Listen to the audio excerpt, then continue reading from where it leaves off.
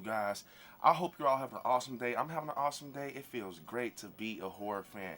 So, you guys, I want to talk about the Halloween Resurrection sequel, Halloween 9, the scripted script, and basically like the opening sequence and everything. Now, this is good. So, before we get started, you all definitely smash the like button because it definitely helps. So, to dive into everything, basically, this continues from Halloween Resurrection. I know some of us, don't enjoy that film, but this, from what I read, actually sounds good. This is going to be the sequel to Resurrection, and we have basically like John Tate coming back, teaming up with Sheriff Brackett to get revenge on him killing his mother in the previous Halloween film, Halloween Resurrection, and he's teaming up with Brackett to take out his uncle.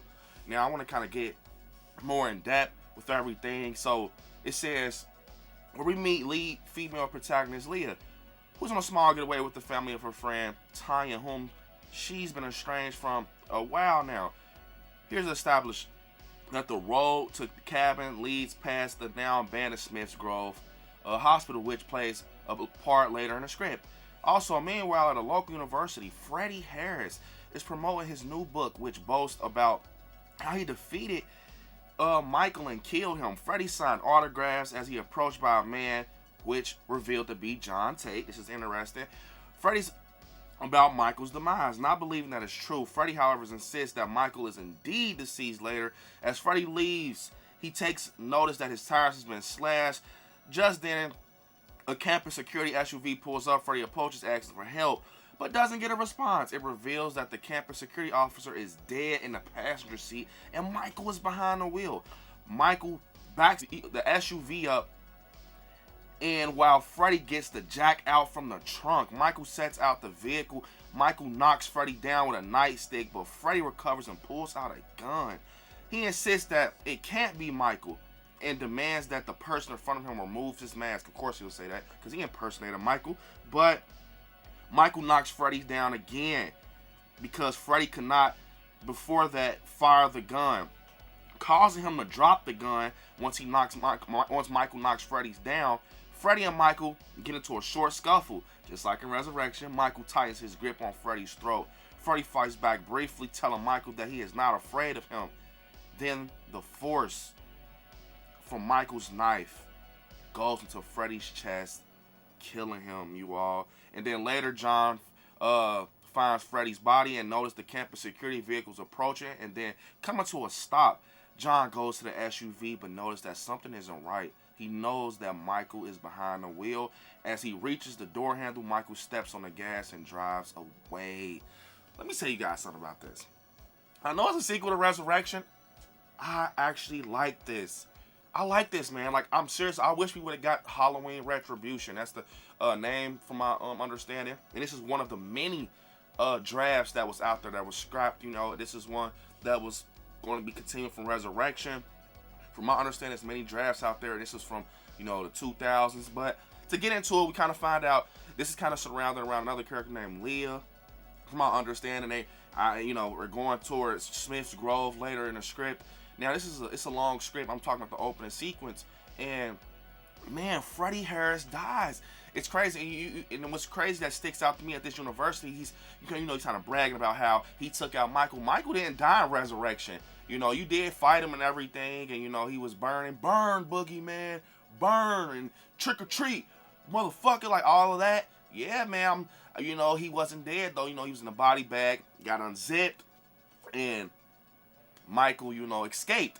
Now, I see why he probably thought he killed Michael, just off the fact he gets shipped off to the body, the morgue and everything. I'm pretty sure they alerted Freddie Harris, like, hey, Michael escaped. So it seems to be that, Freddie believes that he took out Michael.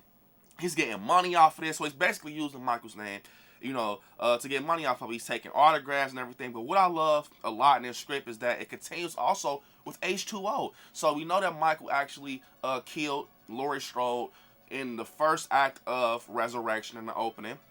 But we now have another generation of, Strode coming in, which is John. And John comes in and he wants revenge from Michael killing his mother. And it seems to be that he was going to team up with Sheriff Brackett to take out Michael. Now you know that Michael's his uncle in his timeline and his story. I think it would have really, if they would, I know if Resurrection would have bombed, I think it would have been a great continuance, man. Seriously, now this kind of has me, you know, scratching my head a little bit because I like it. You know, I'm not about to sit up here and say I didn't. I liked how, especially the opening sequence with Freddie, I could just see Freddie Harris going into, you know, the SUV about to leave, and Michael comes out. And, you know, that's something that looks like Freddie Harris will do. Get the Jack out the car, but Michael knocks him down. He's still talking shit, trying to scuffle with him.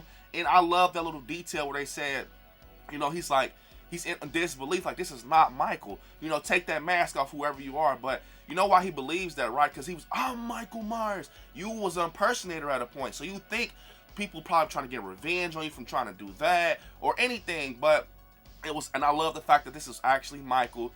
And it says that Michael, you know, gripped his throat and choked him and shoved his knife into his chest and killed him. And then John actually found this. Oh, it's like, I like how fluid it sounded. Like, you know, it kind of comes full circle to leads into the, you know, the nephew and the uncle story, John. And we got technically a final guy. We're just gonna have a final guy, which is crazy. But yeah, man. And he was about to open the door, which kind of seems like something Michael would do, and he just pulls off. Kind of leaves John thinking, like, I'm back. And, you know, I know a lot of the words from what Lori was telling him. He's coming back. You know, you got to be back on campus at such and such time, giving him a curfew and all this crazy shit. It's starting to hunt him down. So it all comes full circle, and I love it. I actually do love this script, man. You know, I wish it would have kind of played out and, you know, hit the franchise, and it would have been just solid. And we got Halloween Retribution, but it seemed like, you know, it got scrapped. And it's usually like that. Some of the cool things get scrapped, but man, this picture, I know you guys, some of you all probably not a fan of Freddie Harris, but in this, like, script, it seemed like it was like a realistic person. You know, it wasn't too goofy, trying to make money, and he got, you know, just trying to get money off Michael. Michael comes back and hunt him, and that's his karma, takes him out, and I think that would have worked. And then John and Michael's story continues, and it's something about the, you know, in the script that leads on to Michael basically going to Smith's Grove, it seems like, or anything, or it kind of goes back to like just Smith's Grove in general. But yeah, you guys, comment down below what you guys think about the Halloween 9 scrap the script, Halloween Retribution. Personally, I love it. I think it's cool. Brings a lot of things full circle with the Resurrection story. And I'm thinking about, you know, just starting to, you know, I've been doing that, just diving into older articles and stuff like that with Halloween, because Halloween never dies on this channel, man. You know, Michael's the face of the channel. Got a lot of more stuff to talk about that's Halloween related, so you all definitely check out the Sandy Johnson interview. She was amazing. Y'all love Sandy Johnson. Judith Meyer, she was great to the channel. She had such a great time. Check that interview out on Welcome to Haddonfield. But unfortunately, it's the end of the video. Don't forget to hit me on my social media, ILIKESCARY on Instagram, ILIKESCARY _ on TikTok, Brandon on Facebook, ILIKESCARY on Twitter. And you guys right there will hit subscribe next. So click join to become a member of the channel. Also, check out Patreon for exclusive content and benefits. And yeah, you guys, I want you to watch some horror movies. Stay scary out there. I love you all. Peace. Until next time.